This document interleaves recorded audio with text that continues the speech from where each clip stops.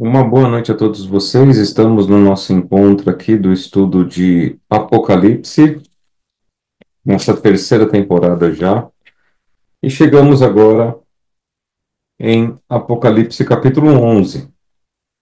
Agora as águas vão ficando um pouquinho mais claras, depois que a gente passou aí pelos sete selos e principalmente as sete trombetas.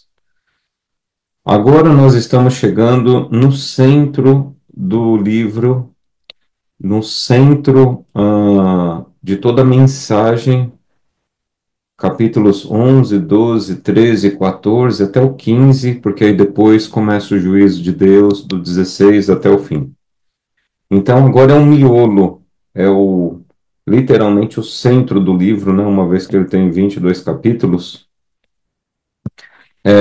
Para você que não sabe, o Apocalipse ele foi escrito em um estilo que a gente chama de quiasmo, onde a primeira parte ela combina com a última parte, a segunda parte com a penúltima parte, e assim ele vai afunilando, vai centralizando e o miolo se torna a mensagem principal.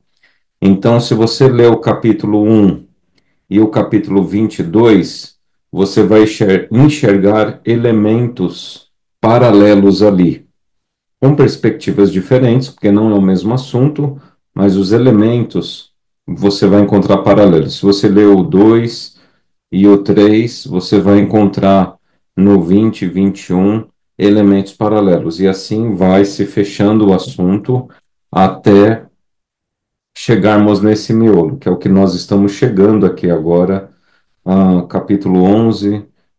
O 11 ainda não faz parte do miolo, tá? Porque ele está terminando a parte histórica. O miolo mesmo é 12, 13 e 14, que é o conflito final, a pregação final.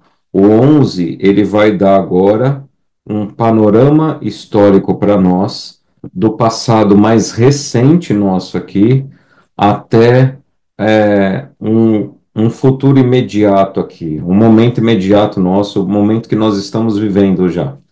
E aí o 12, o 13 e 14 vai falar do final, do fim do tempo do fim, que é exatamente o momento que nós estamos vivendo, tá?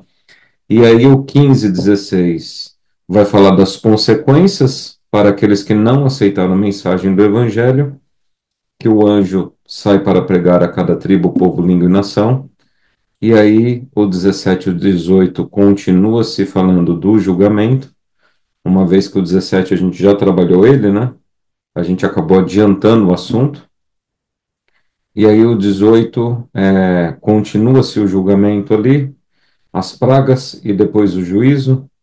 E aí vem a restauração do novo céu e nova terra, que a gente vai chegar lá, né? Então, para a gente começar o capítulo 11 aqui de Apocalipse, vamos fazer uma oração. Senhor eterno Deus, nós agradecemos ao Senhor por este sábado que está nos concedendo, pela tua graça, pela tua misericórdia, que se renova todas as manhãs. Pedimos o teu poder, o batismo do teu Santo Espírito. Abra nossa mente, nosso coração, à tua palavra. Que teus santos anjos celestiais acampem-se ao nosso redor, nos protegendo e nos livrando de todo mal. Conduza-nos na verdade, para que o adoremos em espírito e em verdade. Pai, toma cada um aqui que assiste essa conversa do capítulo 11 de Apocalipse e dê a tua bênção a cada um, tua proteção e teu cuidado. É o que lhe rogamos em nome do nosso Senhor e Salvador Jesus Cristo. Amém. Amém. Nós vamos ler então o capítulo e eu vou ler por partes. A gente chama de perícope, que são trechos de versos.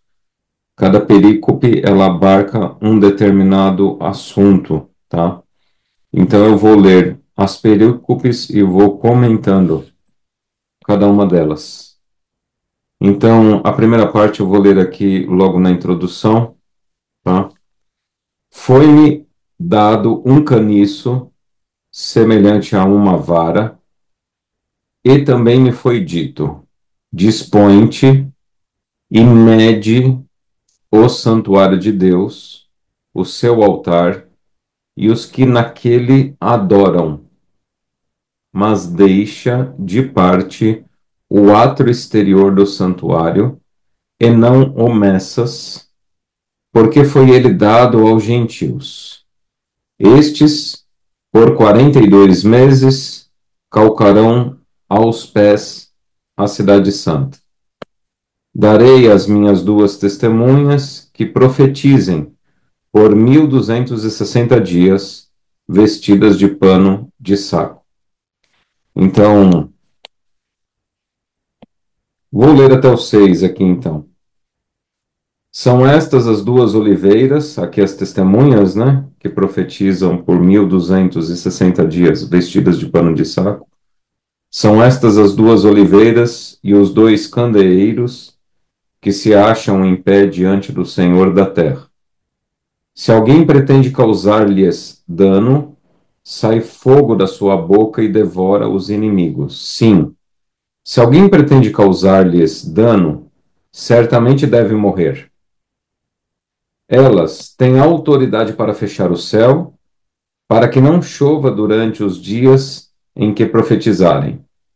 Têm autoridade também sobre as águas, para convertê-las em sangue, bem como para ferir a terra com toda sorte de flagelos, tantas vezes quantas quiserem. Eu acredito que lendo esse trecho aqui vai ficar melhor para explicar. Primeiro eu vou falar o que as pessoas falam, principalmente os dispensacionalistas, né? Aqui a gente não trata nem do assunto do preterismo, porque o preterismo ele joga todas as profecias lá para o passado. Ele fala que tudo isso aqui, tudo que está no Novo Testamento, tudo que está no Antigo Testamento, foi cumprido nos tempos de Jesus, no mais tardar no tempo de Paulo ali, antes da destruição do templo ali de Herodes, tá? Então, esse é o preterismo. O futurismo, ele joga todas as profecias, ou quase todas as profecias, para o futuro, e a gente não adota nenhuma dessas escolas, como eu venho dizendo para vocês aí há um tempinho já, né? Nós adotamos um método gramático histórico. Então, veja, quando no capítulo 11, verso 1 diz: Foi-me dado um caniço semelhante a uma vara, e também me foi dito: Dispõe-te, mede o santuário de Deus, o seu altar, e os que naquele adoram, mas deixa de parte o átrio exterior do santuário, e não o meças, porque foi ele dado aos gentios. Estes, por 42 meses, calcarão aos pés a cidade santa. Veja, a questão do juízo de Deus, como eu já venho aqui pregando ensinando da temporada 2, quando a gente falou de Daniel, capítulo 7, capítulo 8 e capítulo 9 também, você precisa lembrar que juízo de Deus tem por objetivo salvação. Juízo de Deus não tem o objetivo de condenação. Eu acho engraçado algumas pessoas que comentam os vídeos, ou até comentam falando mesmo. Ah, um, um tempo atrás eu fui pregar numa igreja e aí eu fiz exatamente esse sermão, que o juízo de Deus é para salvação, não é para condenação. Ele não tem prazer na morte de ninguém. E alguns, um ou outro irmão ali, se levantaram e ficaram bravos por ter ouvido isso aí. Veja, por mais que você tenha sede de vingança, por mais que você queira estabelecer justiça, lembre-se que a Deus pertence a vingança. E a vingança de Deus é uma vingança que ela entra num determinado momento da história, e até entrará num determinado momento da história, que somente ele pode executar isso aí. Mas o fato da vingança de Deus existir O fato do juízo executivo de aniquilação existir, ainda assim Deus fala que não tem prazer na morte do ímpio, mas antes que ele se converta dos seus maus caminhos e viva. Portanto, é um erro teológico você falar que o juízo de Deus tem por objetivo o aniquilamento, a condenação. Deus, ele ama o mundo e ele quer salvar todas as pessoas. E foi por isso que ele enviou Jesus Cristo, o Filho dele. Até na questão, quando se apresenta a questão de medir, né? O caniço que vai medir o santuário, veja, mede o santuário de Deus, o seu altar e os que naquele adoram. Lembre-se que o juízo começa pela casa de Deus. Quando o apóstolo Pedro fala isso na carta dele, ele não está falando em um tom ameaçador, ele está falando em uma realidade. Como Deus tem por objetivo a salvação das pessoas, obviamente que ele começa o juízo pela casa dele, porque ele tem prazer no juízo. O juízo é aquilo, é um ato divino que gera vida e vida eterna. O juízo de Deus é o movimento da interferência dele na história da humanidade, a fim de que ele nos tire dessa realidade de pecado e nos coloque em uma realidade de eternidade, onde não haverá luto, nem pranto, nem dor, porque todas essas coisas passaram. Portanto, você não pode ter medo do juízo. Na verdade, você tem que até clamar para que o juízo de Deus seja feito, não é? Afinal de contas, não foi exatamente isso que os santos clamaram para ele em Apocalipse capítulo 6, verso 10? Clamaram em grande voz, dizendo: Até quando, ó soberano Senhor, santo e verdadeiro, não julgas nem vingas o nosso sangue dos que habitam sobre a terra? Então veja, a questão de medir o santuário. Lógico que a gente anseia por justiça. É lógico que a gente anseia para que todo o mal desse mundo seja aniquilado. A gente anseia e é normal você ansiar por isso. Uma coisa é você ter ansiedade por isso, outra coisa é você entender e começar a acreditar que Deus tem prazer nisso. E nem você não deve ter prazer nisso. Nós devemos ansiar em ver Jesus Cristo, em morar no novo céu e na nova terra.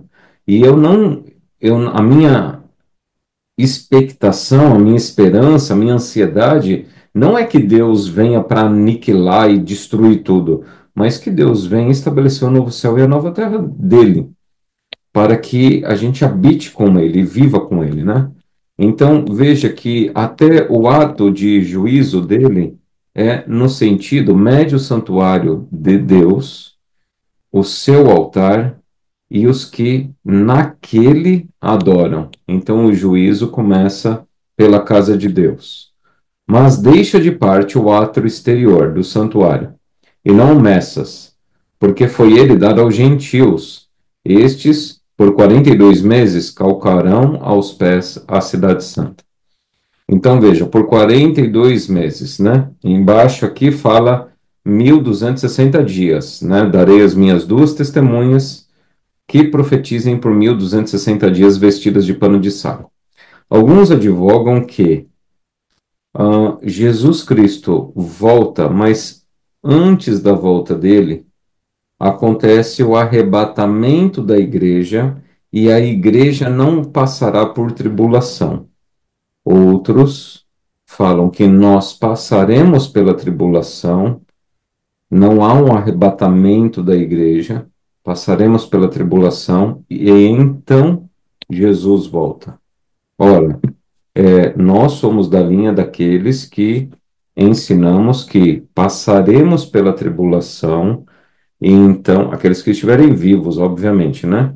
Então, aqueles que estiverem vivos passarão pela tribulação, e aí Jesus volta.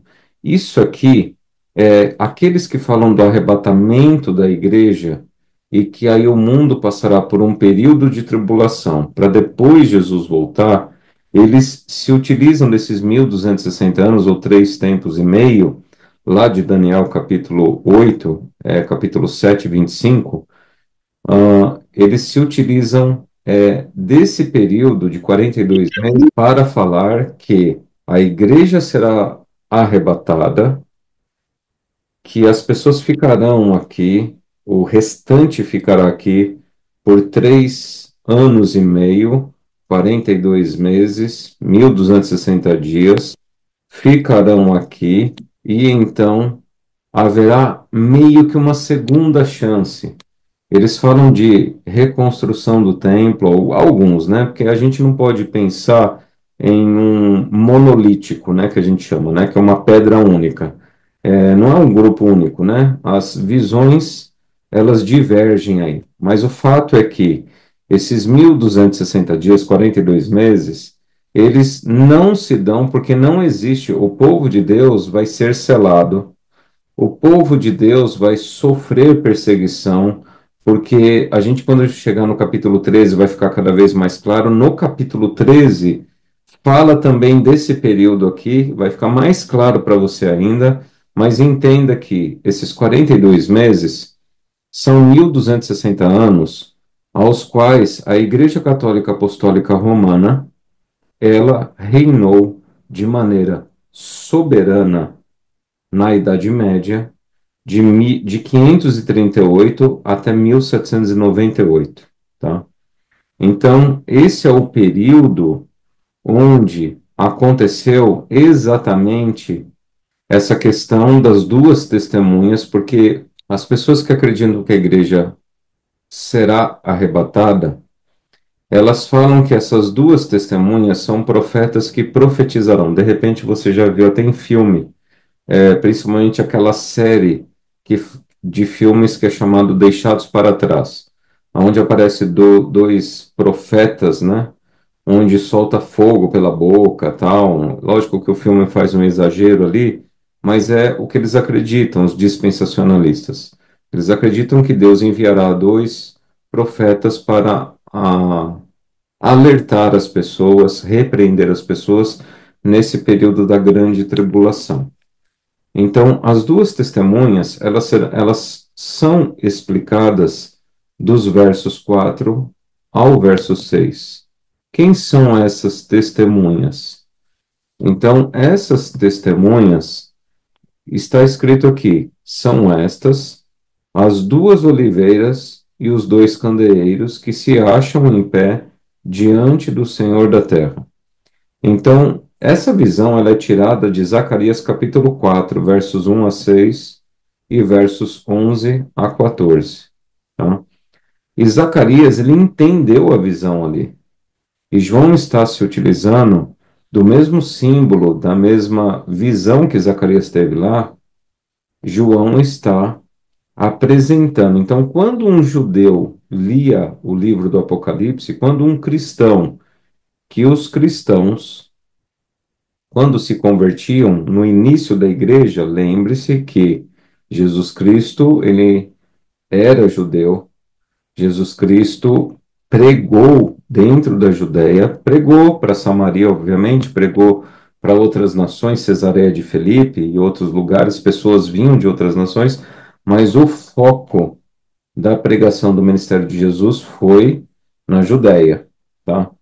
Então, quando uma pessoa lia, ou quando ela ouvia, né, melhor dizendo, porque poucos liam, né, tinha pouca, era um manuscrito que era lido de maneira pública. Então, quando as pessoas ouviam por aquele que lia, lembre-se que a Bíblia deles era o Antigo Testamento. A Bíblia de Jesus, a Bíblia de Lucas, de Mateus, de Marcos, de João, a Bíblia de Paulo era somente o Antigo Testamento. Não existia o Novo Testamento. O Novo Testamento estava em construção, tá? Deus, o Espírito Santo estava revelando para os profetas, para os apóstolos, e eles estavam escrevendo ali. estava em processo de formação.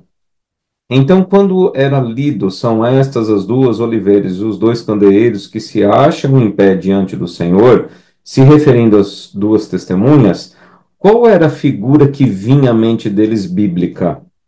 Vinha Zacarias capítulo 4 verso 1 a 6, versos 11 a 14, Salmo 119, verso 105, Provérbios capítulo 6, verso 23. Vinha essas imagens, lâmpada para os meus pés, luz para o meu caminho é a tua palavra, sabe? As duas oliveiras de Zacarias, os dois candeeiros, mais forte ainda, tá? Porque as pessoas lembravam quando ele falava.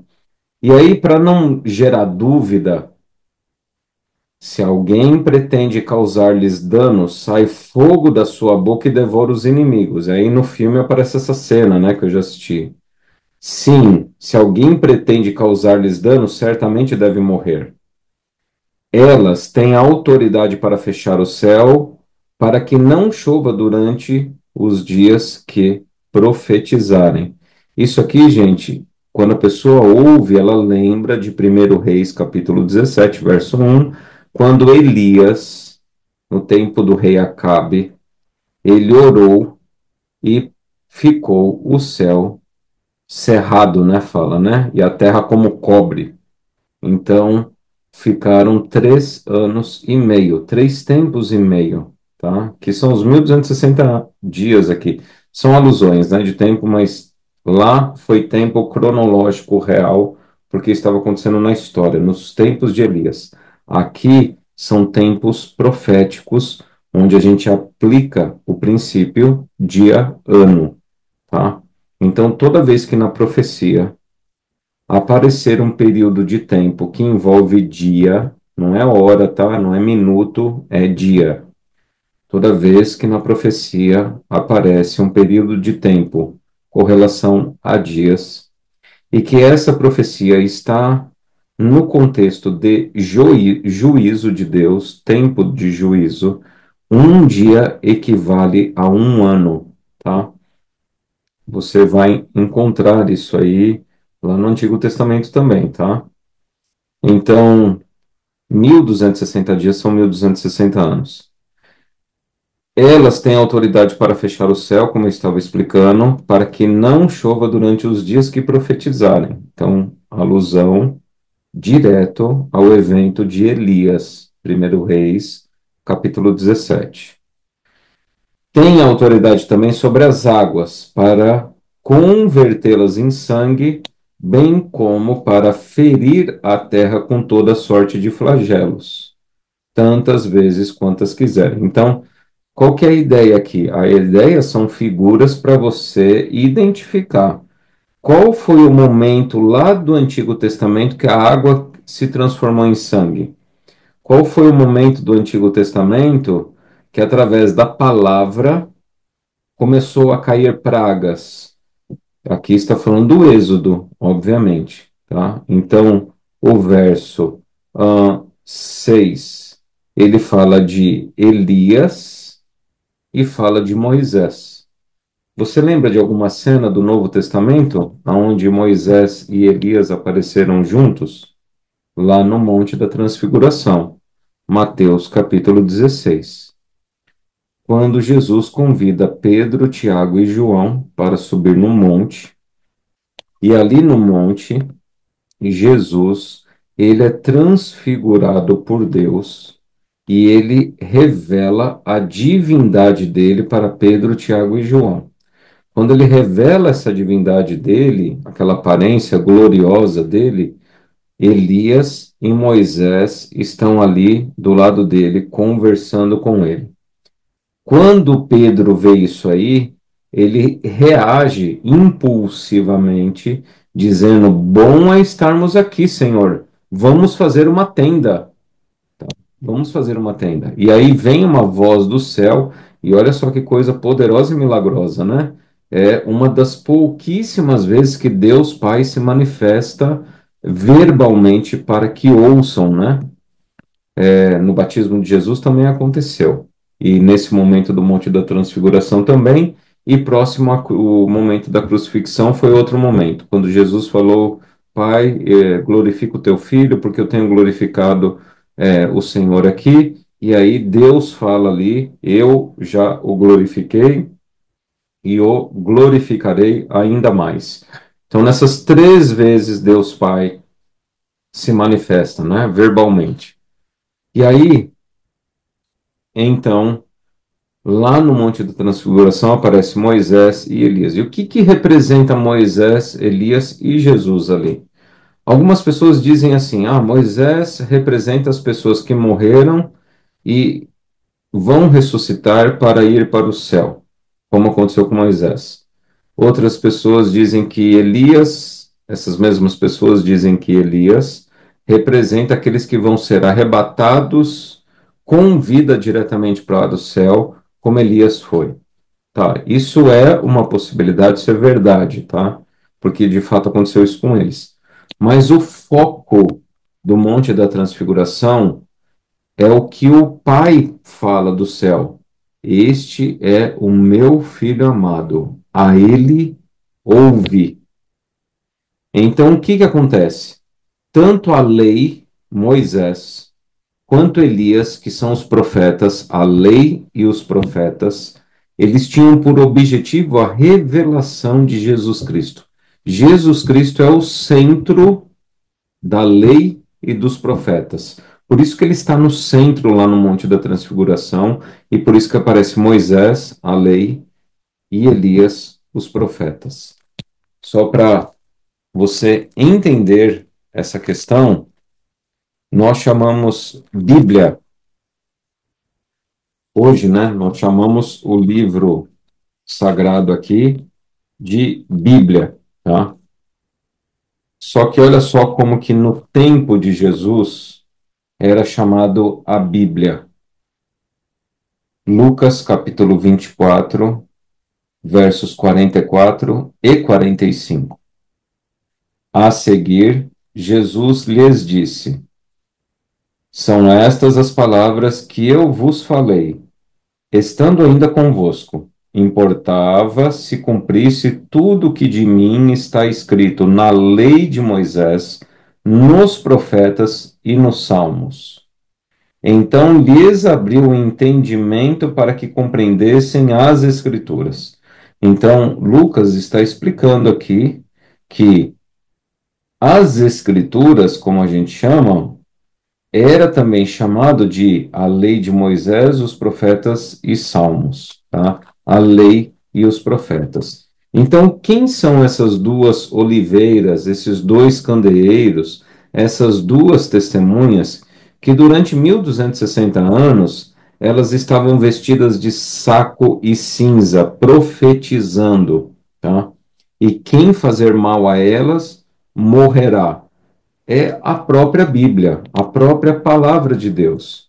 Durante 1260 anos da hegemonia da Igreja Católica Apostólica Romana, do ano 538 até o ano de 1798, a Bíblia ela ficou restrita a pouquíssimas pessoas, pouquíssimas, tá? Logicamente que quando teve o advento da imprensa de Gutenberg, e aí começou-se a imprimir as Bíblias, a Igreja Católica ela foi perdendo o controle sobre a distribuição das Bíblias, tá? John Wycliffe é a estrela da manhã da Reforma, né? Século XIII. E aí vem Thomas Cranmer, vem João Hus, vem Zwinglio, Calvino, Lutero, tá?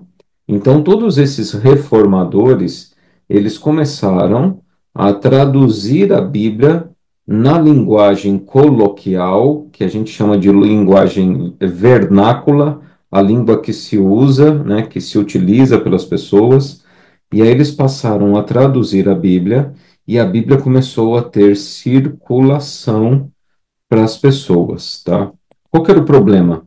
Isso aqui é não 1798, mas um pouco antes, né, até século XVI, ali 1500, final ali 1490, 1500.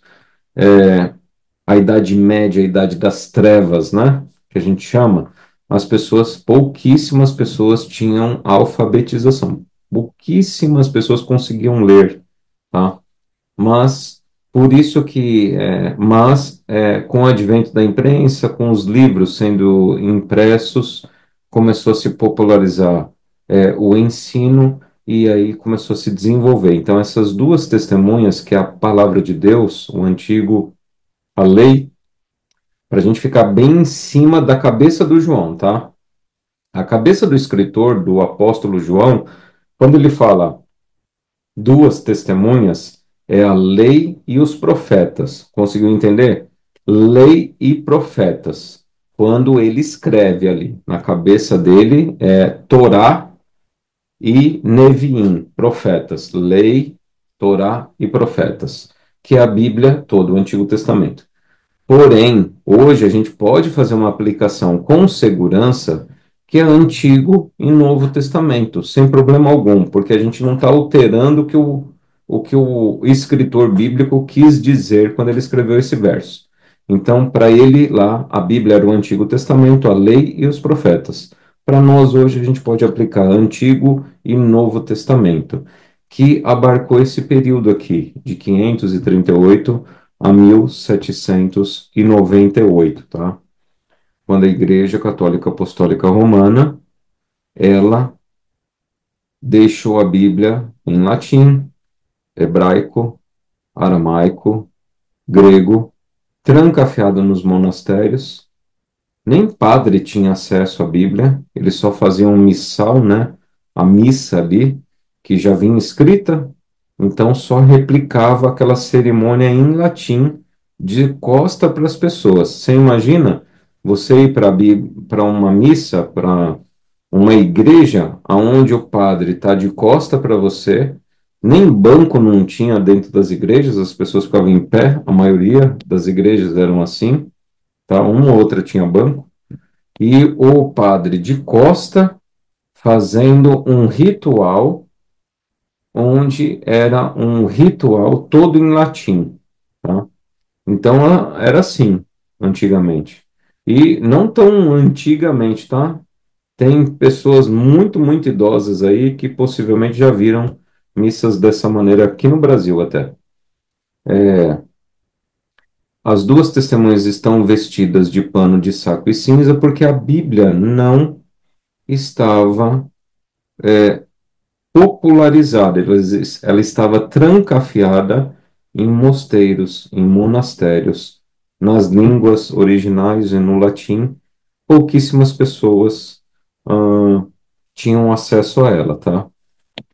Mas elas não perdem a autoridade, tá? Não perdem a autoridade. Mesmo depois que foi impressa a Bíblia, por que até 1798, gente? Porque mesmo depois que foi impressa a Bíblia, e começou a ser impressa e traduzida, as pessoas, como eu disse, não tinham condições de ler ainda, tá? Lutero, por exemplo, que pregava e que ele foi um dos tradutores da Bíblia, e foi uma bênção o trabalho dele. Deus usou poderosamente ele, tá? Não concordo com toda a vida dele, obviamente, mas Deus o usou poderosamente para traduzir ali, assim como usou os outros que eu nomeei aí minutos atrás. O que que acontece? O próprio Lutero, quando ele traduz a Bíblia para ensinar as pessoas, ele que desenvolveu a catequese. Então, a catequese não foi desenvolvida pela Igreja Católica Apostólica Romana. Hoje, a Igreja Católica Apostólica Romana, ela tem catequese, tá? E existe as escolas de catequese. Mas nesse período aqui, ela não tinha intenção e nem interesse em ensinar a Bíblia para as pessoas.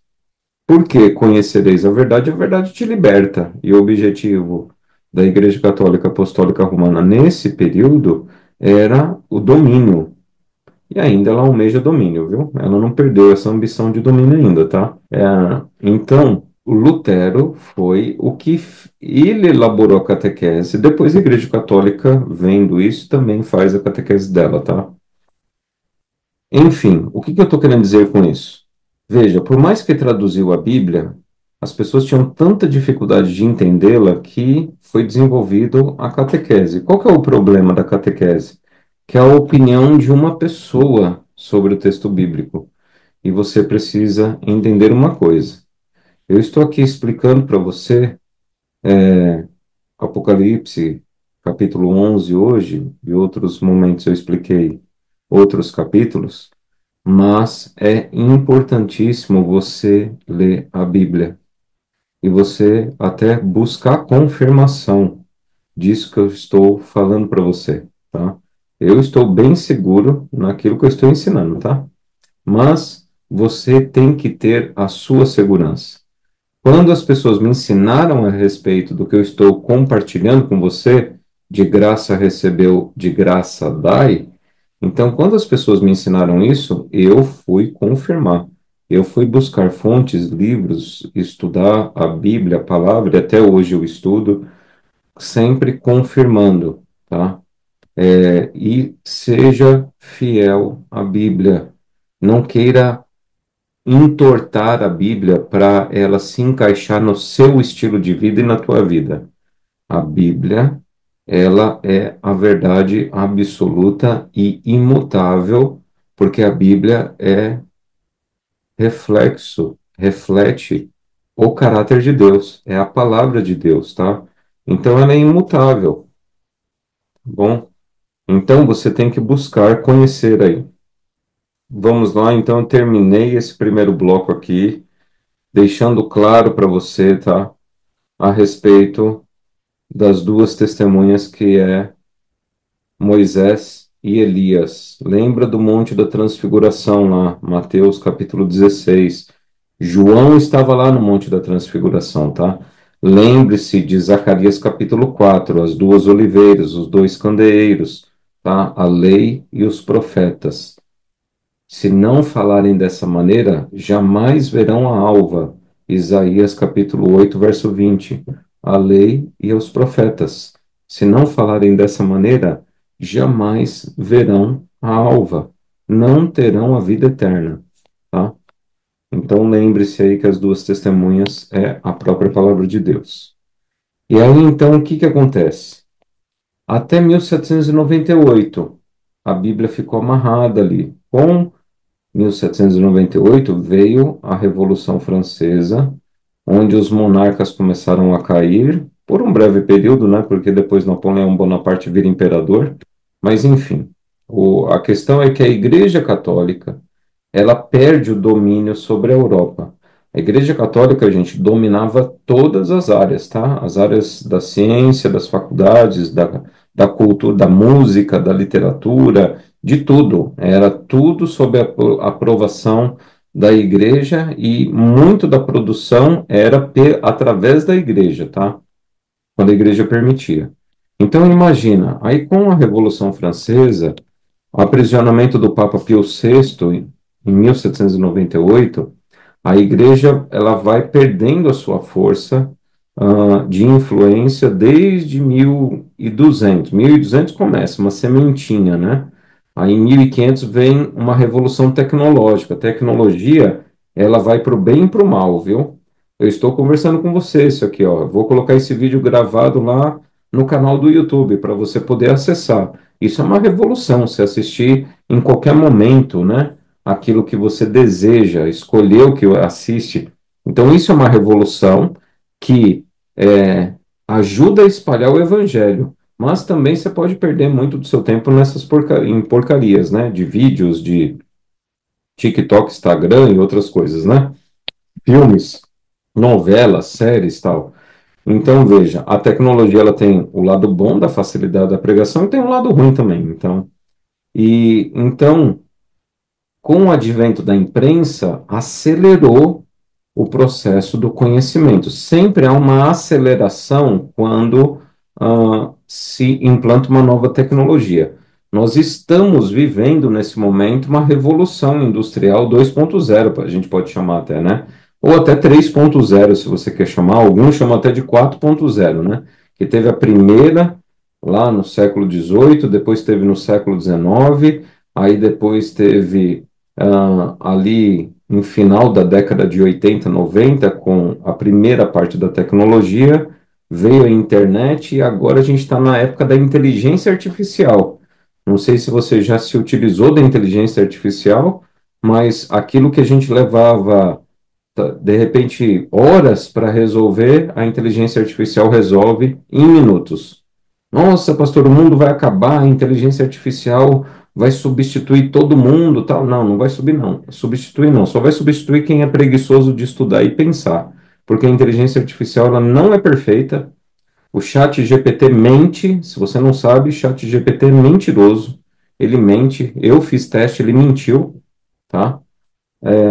Então, veja, conhecereis a verdade e a verdade vos libertará. Agora, se você não quer despender tempo para estudar por si, então você vai ter que pagar o preço da ignorância, né? E aí realmente você vai acreditar na inteligência artificial e naquilo que ela fala para você. Então, toma cuidado, tá? Então, o que que acontece? De do século XVI, quando teve a Revolução, da Reforma, né? A Revolução tecnológica da advento da imprensa, que é uma revolução tecnológica, até as pessoas começarem a se libertar das superstições que a igreja permitia as pessoas acreditarem, dos mitos, das histórias, né? Que, que as pessoas acreditam até hoje, muitos aí, né? Que vivem aí em recantos aí do Brasil nosso aí acreditam, né? No Saci Pererê, na mula sem cabeça, nessas coisas, lá na Idade Média também acreditavam. Então, com o advento da imprensa, com a tradução da Bíblia, e a Bíblia era o livro mais produzido, foi trazendo conhecimento para as pessoas. Não só conhecimento religioso, mas até conhecimento mesmo, de saber ler. Aprendiam a escrever, começavam a pensar por si mesmas e começaram a questionar aquilo que se chama igreja, né? Igreja Católica Apostólica Romana. Mas a gente não vai entrar nesses detalhes aí. Então, o que que acontece? O bloco seguinte. Quando tiverem, então, concluído o testemunho que devem dar, a besta que surge do abismo pelejará contra elas e as vencerá e matará. E o seu cadáver ficará estirado na praça da grande cidade que espiritualmente se chama Sodoma e Egito, onde também o seu Senhor foi crucificado. Então, muitos dentre os povos, tribos, línguas e nações contemplam os cadáveres das duas testemunhas por 3 dias e meio. Então, 3 anos e meio. E não permitem que esses cadáveres sejam sepultados. Os que habitam sobre a terra se alegram por causa deles, realizarão festas e enviarão presentes uns aos outros, porquanto esses dois profetas atormentaram os que moram sobre a terra. Olha só, né? As dicas que Deus nos dá, né, nos tempos modernos. Não sei quantos de vocês acompanharam aí uma querela aí, né, uma disputa que aconteceu alguns dias atrás, aí, se não me falha a memória, uns 15 dias atrás, talvez 20, quando a França pediu que os Estados Unidos devolvesse a Estátua da Liberdade para a França, e o Trump foi lá na rede social dele e falou que não vai devolver coisa nenhuma, a Estátua da Liberdade para a França. Olha só, é justamente esse período, com a Revolução Francesa, o Iluminismo, vem então a era da modernidade, né? E a modernidade a, com aqueles motes, né, de liberdade, igualdade, fraternidade, isso aí, na verdade, era uma afronta, né, na questão de atacar a igreja nessa época, mas eu volto a dizer, né, não os condenam, viu? Condenam, na verdade, a Bíblia está condenando, né? Mas A reação que eles tiveram foi por conta, e eu não estou dando desculpa, tá? Porque aí você querer justificar um mal por causa do outro mal, aí você está defendendo bandido, né? Então, a Igreja Católica Apostólica Romana, com toda a opressão da Inquisição Católica, dos milhões que foram mortos em fogueiras, sob tortura, em calabouços, tal. Então, eu não estou querendo justificar um mal com um mal, né? Quando teve a Revolução Francesa, acontece então a noite de São Bartolomeu, que até a igreja defendeu isso aí, viu? Foi uma união de Sodoma e Egito ali, aonde foram queimadas Bíblias em praça pública e foram também mortos muitas pessoas, mas muitas pessoas mesmo, tá? O rio Sena ficou todo vermelho de sangue que escorria para dentro dele. E aí, então, esse é o período francês aqui, o governo do terror que durou 3 anos e meio, que é desde o dia 26 de novembro de 1793, decreto expedido em Paris que aboliu a religião, até 17 de 6 de 1797, quando o governo francês remove as restrições contra a prática da religião. Então, durou 3 anos e meio porque virou uma baderna. Todo ser humano, gente, todo ser humano, ele tem inerentemente nele a necessidade de adorar. Mas é que quando eu falo necessidade de adorar, não estou falando que ele vai adorar o Deus da Bíblia, o único Deus. Ele pode adorar qualquer coisa. Adora árvore, pássaro, adora luz, adora qualquer coisa. Mas o ser humano, fato é que todo ser humano tem inerentemente dentro dele o desejo de adoração, a necessidade de adoração. Porque Deus nos criou com a eternidade dentro do coração e é somente o eterno que pode ocupar a eternidade que ele colocou dentro do nosso coração. E por isso que o ser humano sempre vai em busca de idolatria e adoração quando não adora o Deus único, verdadeiro, o Deus da Bíblia. E o que aconteceu é que o país virou uma bagunça. Quer causar um caos no país, é só você abolir religião. Começa a guerra civil em pouco tempo, tá? Então, quando a França ela aboliu a religião, virou um caos a França e durou 3 anos e meio. E aqueles próprios que fizeram a Revolução Francesa, aquelas guilhotinas que eles mesmos construíram, serviram para matá-los, né? Lembram de Haman lá, né? Livro de Esther. Aconteceu a mesma coisa. Então, é o período da Revolução Francesa, tá? E aí, o que que acontece depois da Revolução Francesa? Mas, depois dos 3 dias e meio, ou seja, depois ali de 1798 ali, depois dos 3 dias e meio, um espírito de vida vindo da parte de Deus neles penetrou. E eles se ergueram sobre os pés. As duas testemunhas aqui, tá? Tá falando. E aqueles que os viram sobreveio grande medo. E as duas testemunhas ouviram grande voz vinda do céu dizendo: Subi para aqui. E subiram ao céu numa nuvem, e os seus inimigos as contemplaram. Naquela hora houve grande terremoto, e ruiu a 10ª parte da cidade, e morreram nesse terremoto 7.000 pessoas, ao passo que outras ficaram sobremodas aterrorizadas e deram glória ao Deus do céu. Tá? Então, isso aqui marca tudo o fim dos 1.260 dias, né? Por que que é grande terremoto? Veja, grande terremoto porque Napoleão Bonaparte ele vai e prende o Papa Pio VI.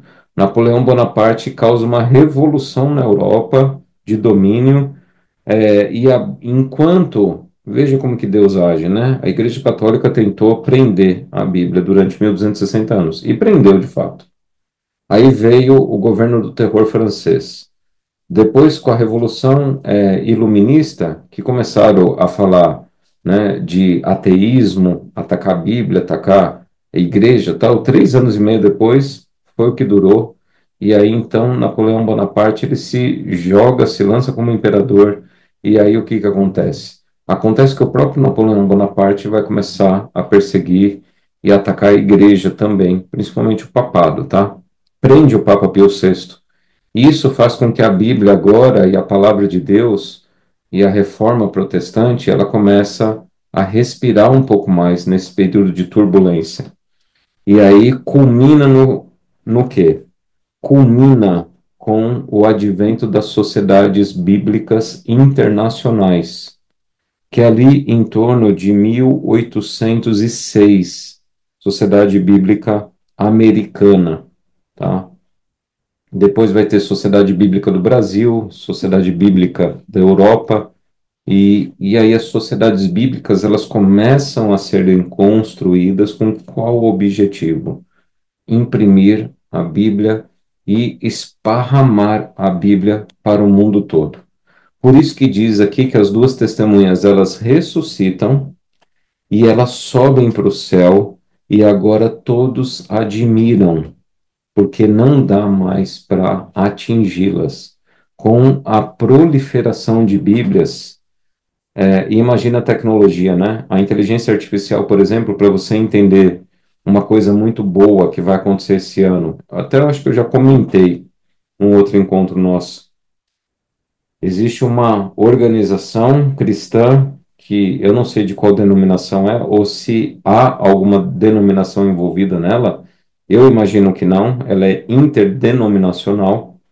É uma empresa de tecnologia cristã está se utilizando da inteligência artificial e a previsão deles é porque, para vocês fazerem uma ideia, falta no mundo evangelizar em torno de 7.000 dialetos. Entre, acho que um pouco menos agora, esse dado que eu estou falando para você é de mais ou menos uns 10 anos atrás. Então eu chuto aí uns 4.000 dialetos hoje. Então, 4.000, entre 4 e 7.000 dialetos que não têm tradução da Bíblia ainda. Então, essa organização tecnológica aí, cristã, eles vão se utilizar da inteligência artificial e já estão fazendo isso, para que ela traduza a Bíblia para esses dialetos até o final de 2025. Olha só que bênção, hein? Então, até o final de 2025 desse ano, o mundo vai receber toda tribo, povo, língua e nação receberá um exemplar da Bíblia na própria língua deles ali. Isso é uma revolução, é a última revolução, e eu creio que é cumprimento de Mateus capítulo 24, verso 14, viu? O evangelho deste reino será pregado a todo mundo, a testemunha a todas as nações, então virá o fim. Nós estamos aí vivendo no fim. Então veja, toda essa convulsão que aconteceu ali, da Reforma Protestante até a Revolução Francesa e o Iluminismo, criou então todo esse alvoroço aí.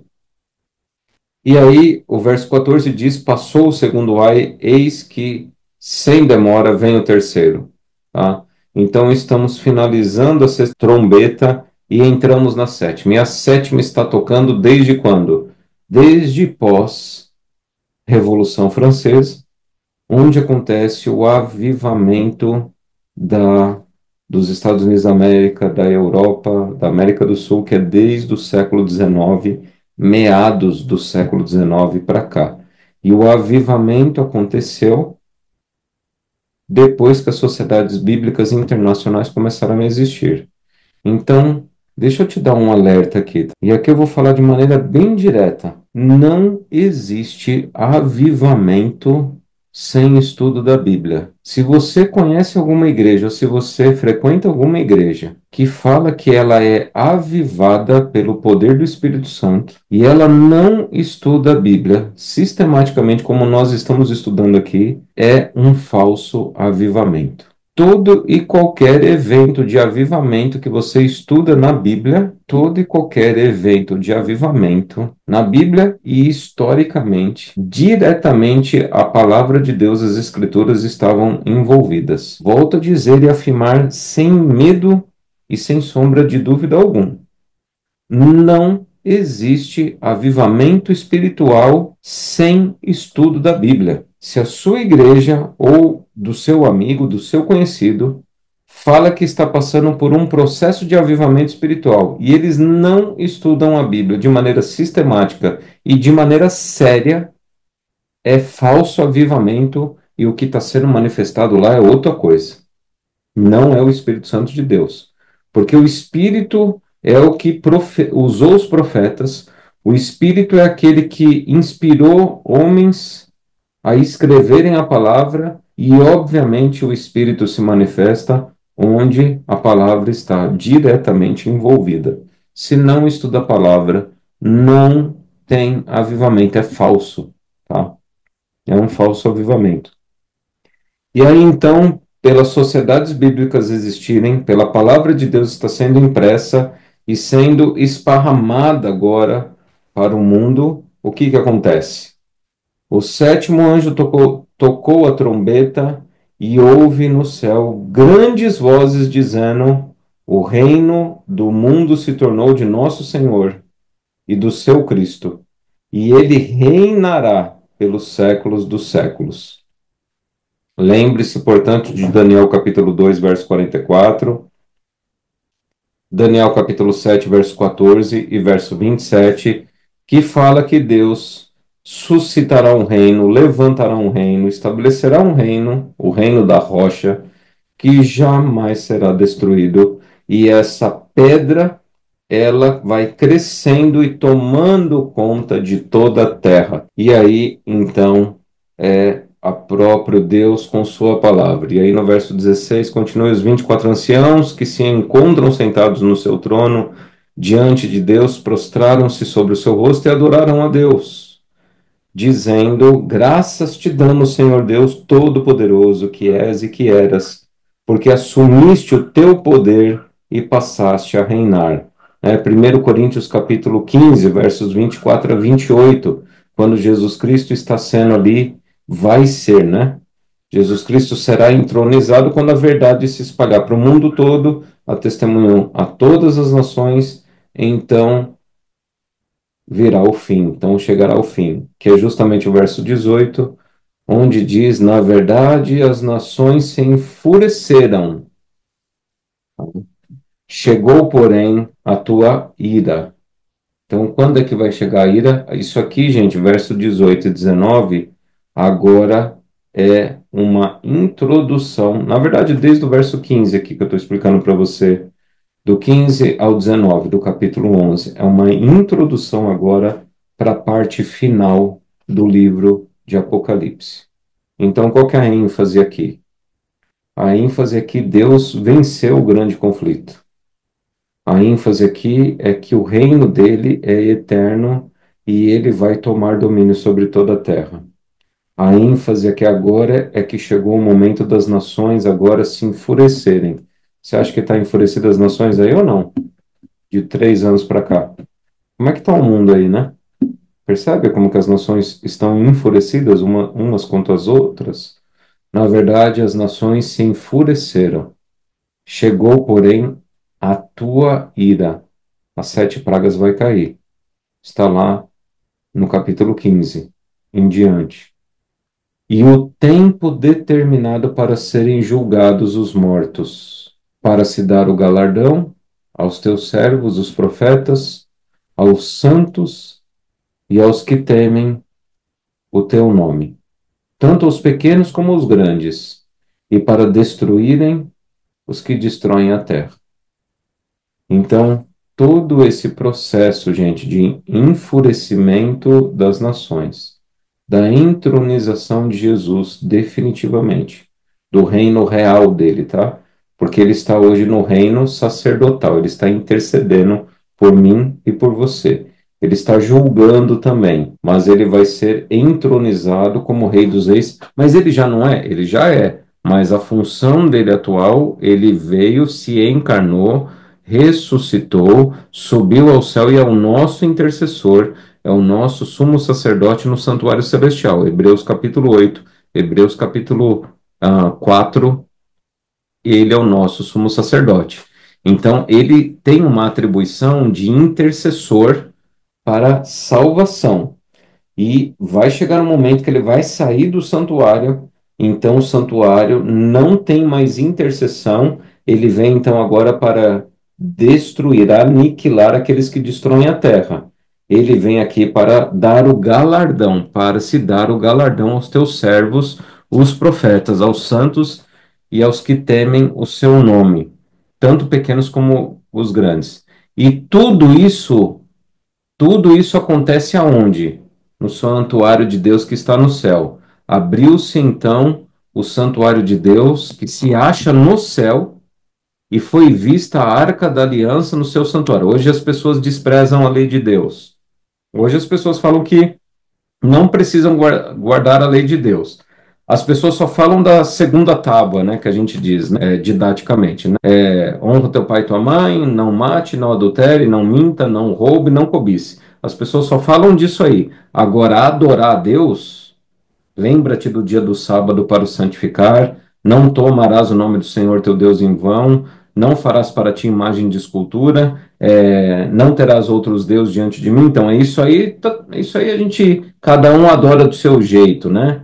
Vai fazendo aquela, engambelando, né? Como se Deus fosse um Deus, dessa maneira aí, né?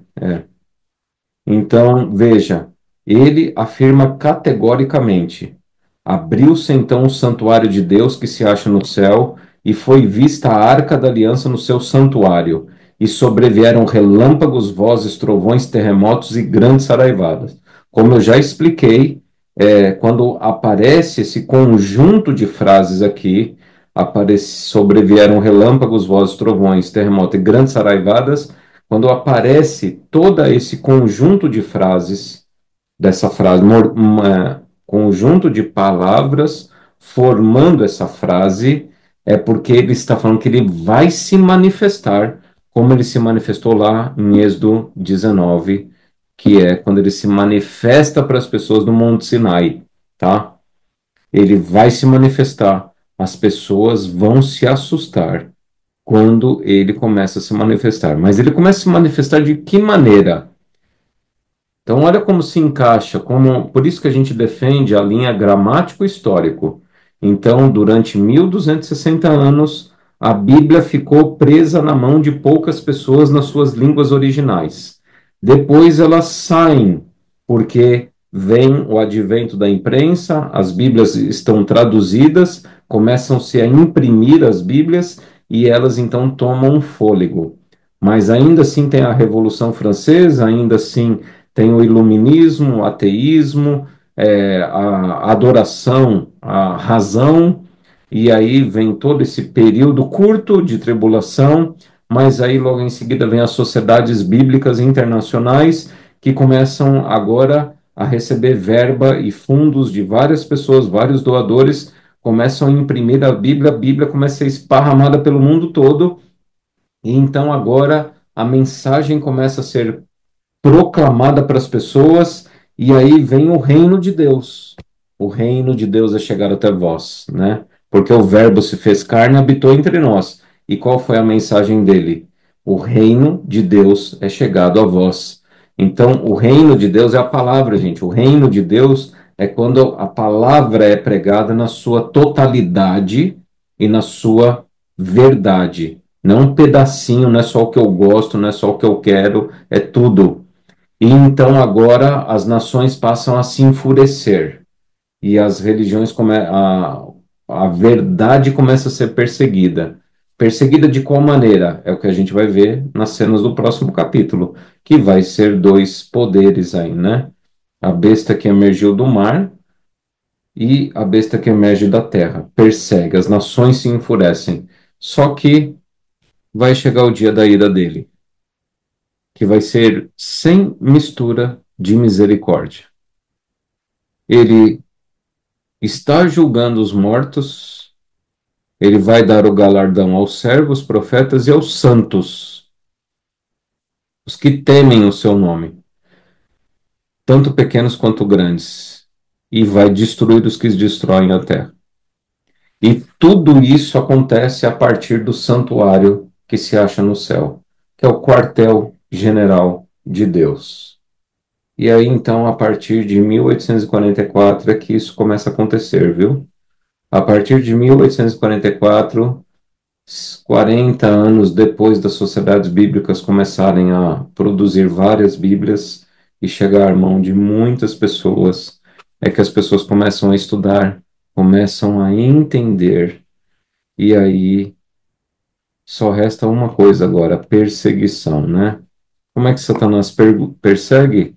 A gente vai ver aí no nosso próximo encontro, que é o capítulo 12, de Apocalipse. Lembrando aqui, gente, que o Apocalipse capítulo 12 ele vai voltar na história um pouquinho para prosseguir.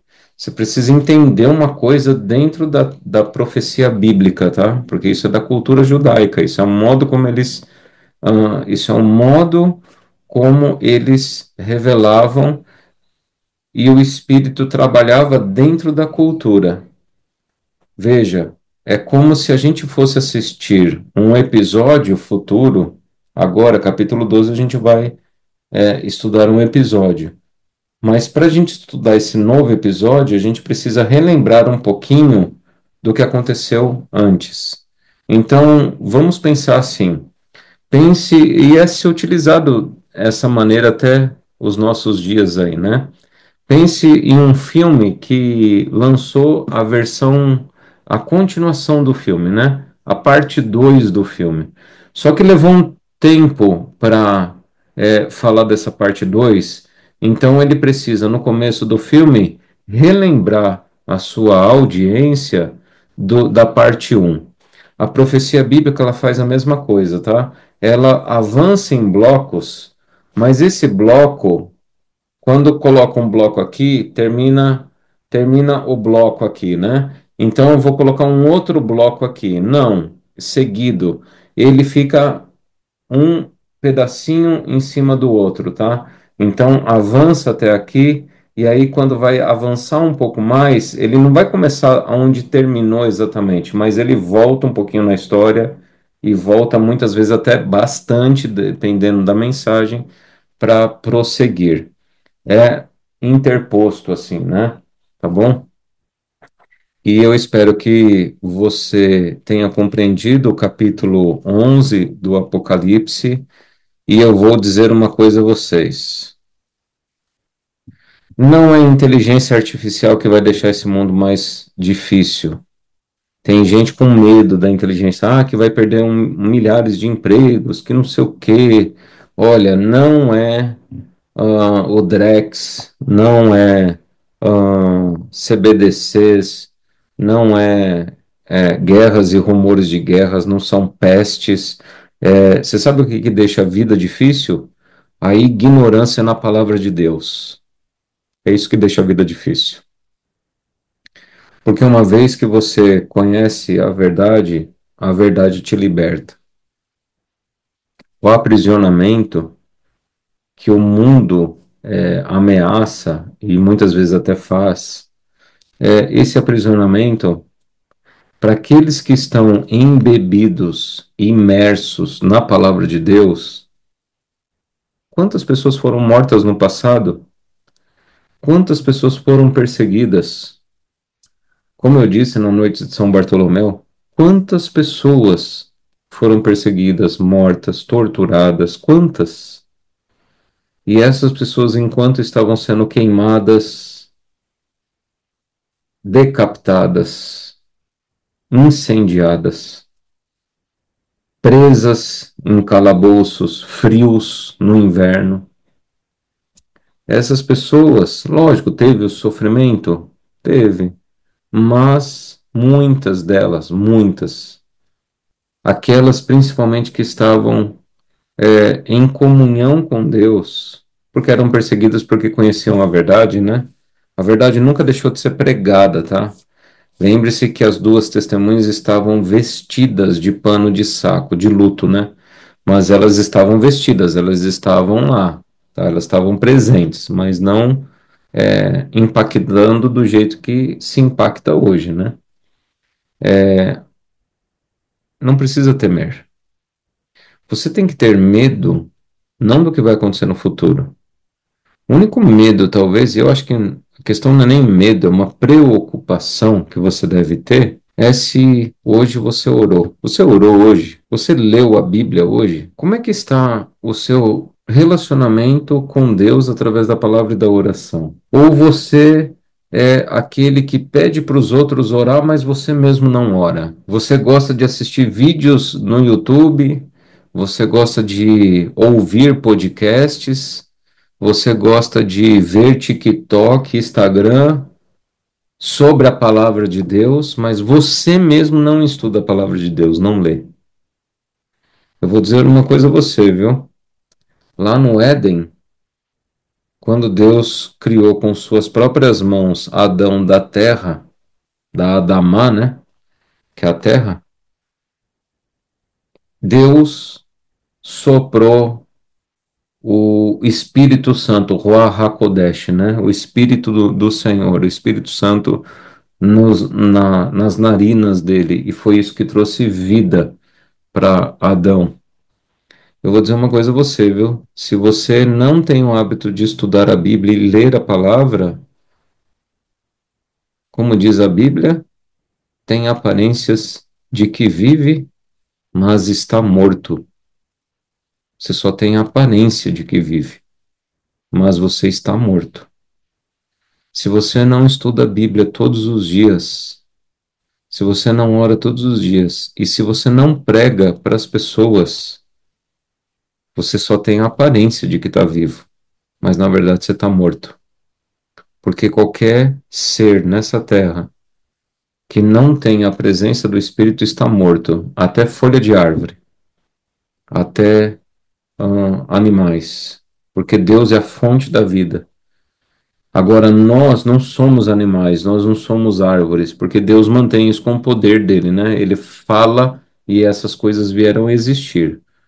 Ele falou lá na criação e tudo veio à existência, flores, animais. O ser humano veio pela feitura das mãos do Eterno. O Eterno se abaixou, olha, né? Olha olha o movimento. Ele se abaixou, soprou nas narinas o espírito e o homem foi feito, então, alma vivente. Então, se você perde o contato com a palavra, se você não estuda a Bíblia, se você não ora, se você não fala de Jesus para as pessoas, você está morto. Você já está morto. Você só não entendeu ainda.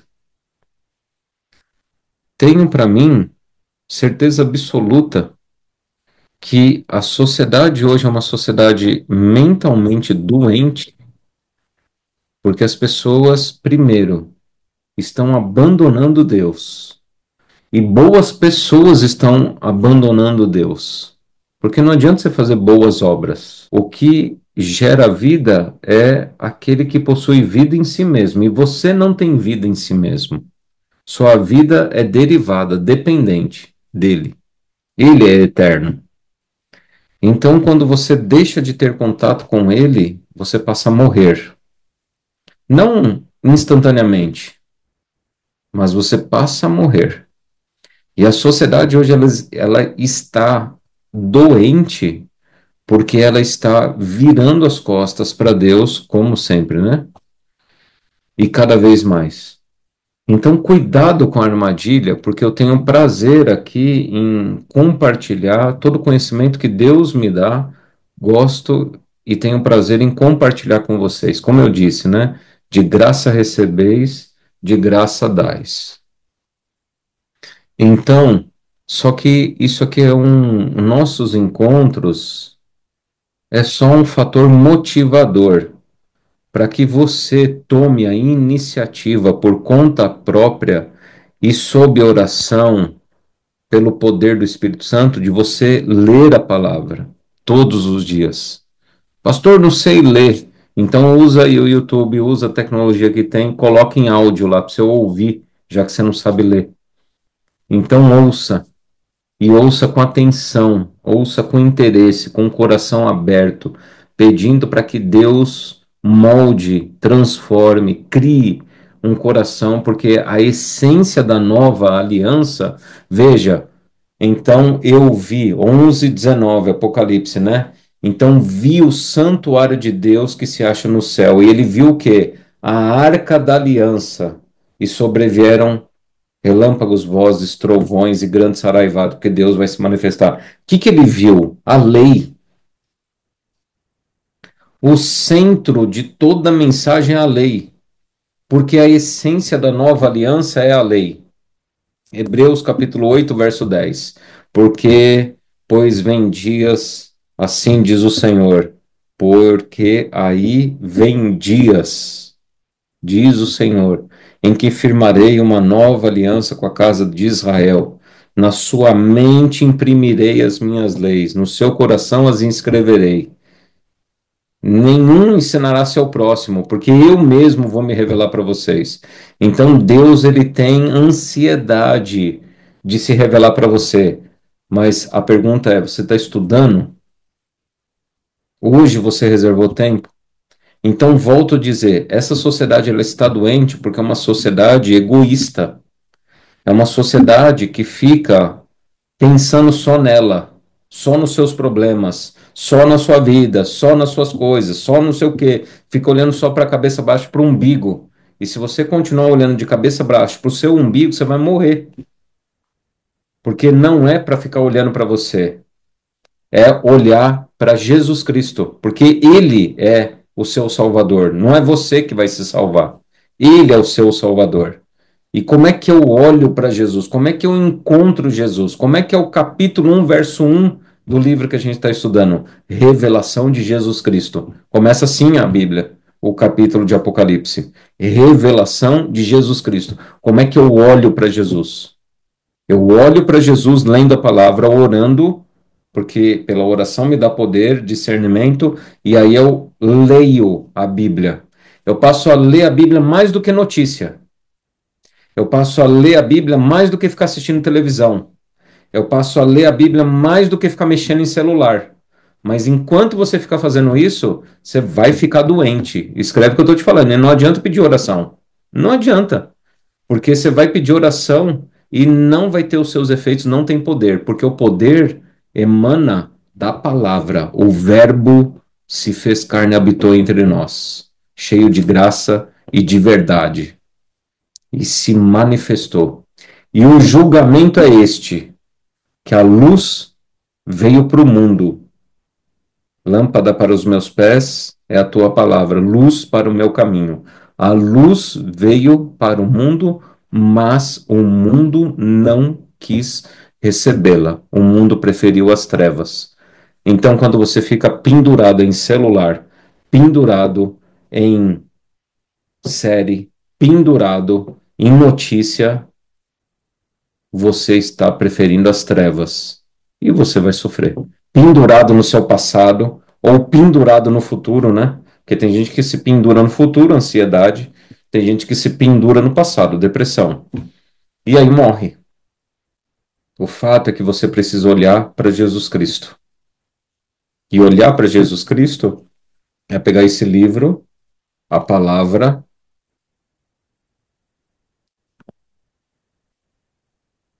e colocar diante dos teus olhos todos os dias. Estudá-la e estudá-la com prazer, sem pressa. Não é para cumprir uma tabelinha e dar um tique lá, um check. Ah, hoje eu li 3 capítulos. Não, é relacionamento. Relacionamento, tá? É, então, veja que esse é o caminho. Você quer resolver 60 ou até mais dos problemas da tua vida? Dedique-se tempo suficiente de relacionamento com Deus através da palavra, através da oração e através do testemunho. Pense nos outros. Testemunhe. Leia a palavra e ore. Eu espero que você tenha entendido aí porque ele está sendo entronizado. O grande conflito está terminando e não me importa o que os homens pensam, o que eles estão planejando e o que eles estão pensando em fazer. Jesus venceu no céu, Jesus venceu no Éden, Jesus venceu no dilúvio, Jesus venceu com Abraão, Isaque e Jacó, Jesus venceu com José, Jesus venceu com Moisés, Jesus venceu com Esdras, Neemias, Jesus venceu com Davi, Jesus venceu quando ele veio aqui, no tempo de Mateus, Marcos, Lucas e João e os discípulos. Jesus venceu com Paulo, Jesus está vencendo com João, Jesus venceu com o avivamento do século XIX, com as sociedades bíblicas internacionais, e toda a terra ficou admirada, porque acharam que a religião não existia mais, acharam que iam destruir todas as Bíblias, acharam que a religião é o ópio do povo. Já viu essa frase aí? Pois é. Então, acham até hoje, viu? Até hoje o Estado acha que ele vai conseguir vencer, que religião é para idiotas, para ignorantes. Pelo contrário, ignorante é aquele que não tem liberdade. E aquele que se afasta da palavra e que se afasta de Deus é um ignorante, só não sabe. Ele pode falar bonito, ele pode redigir artigos acadêmicos, teses, dissertações, pode falar bonito, mas a sabedoria dele é para esse mundo aqui. E esse mundo já sob o maligno. Esse mundo aqui tem um tempo determinado para o fim. Então, não vale nada. Vai virar pó, é palha, como a Bíblia diz.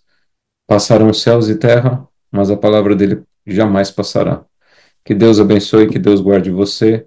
Bons estudos, leia a Bíblia, pare de ficar olhando para você, pare de ficar gastando tempo inútil com coisas que Satanás coloca na tua frente, até coisas inocentes, e estude a palavra todos os dias, ore todos os dias, testemunhe, viva a palavra para as pessoas enxergarem você, e quando elas perguntarem a respeito, maneje bem a palavra e dê a razão da tua fé. É isso aí que o Espírito pede de nós, e você vai conseguir, porque a sabedoria vem de Deus e não é capacidade humana. A sabedoria é Ele que dá, pela presença do Espírito, quando você quer. Porque o reino de Deus é como aquele homem que achou um tesouro enterrado, escondido, e vendeu tudo que tem para comprar aquele terreno, cavar e pegar aquele tesouro. O reino de Deus é quando você entende que você precisa abrir mão da tua vida e de todas essas quinquilharias que a gente se envolve aí, que você se envolve perdendo o seu tempo e muitas vezes o dinheiro também e a saúde mental e física, e aí você vai morrendo. O reino de Deus é revelado. O reino de Deus está aí, possivelmente na estante da tua casa, cheia de pó. O reino de Deus está, de repente, a menos de 5 passos da sua estante aí, da cozinha, da sala. Quanto você lê de Bíblia e quanto você ora, é o reino aí, a importância que você dá para o reino. Bons estudos, não deixe de ler a Bíblia, estudar. Pare de ficar pensando em você. Pare de ficar pensando no futuro. O futuro a Deus pertence. Não tenha medo do futuro. Ele é o general, ele é Miguel, o defensor do teu povo. Ele é o Deus Todo-Poderoso. Se firme em Cristo, alimente-se da palavra, receba o poder do Espírito através da oração e pregue a palavra, avise as pessoas, anuncie a salvação para elas, porque o tempo está próximo, ele está chegando. Deus abençoe e Deus guarde vocês, viu?